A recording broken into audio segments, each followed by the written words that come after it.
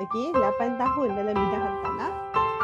Okay, so masa buat pewarisan tu, Kak Azhar, sebelum tu Kak Azhar dah masuk macam kelas tau. Kak Azhar pernah masuk kelas Fahari, Kak Azhar pernah masuk kelas Tuan Liza Rashid, Kak Azhar pernah masuk kelas Abang Nas TikTok, Kak Azhar pernah kelas Sahabat Family. Waalaikumsalam, petang Pak Azhar.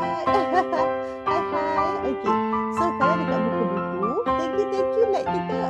Dah pun like. Lepas tu you share, bagi dekat kawan-kawan siapa yang struggle macam Kak Azhar ni. Kak Azhar sendiri pun orang yang struggle. 2,000 mahal Kak Azhar share dekat you all. Tak apa, you all ambil, you share dengan kawan. So ilmu dia macam ni. That's why kami ni, okay, bila kita orang buat this platform, kita buat calculation, kita kira-kira apa semua, kita nak sangat semua usahawan kita ada benda ni. Sebab kalau usahawan yang dah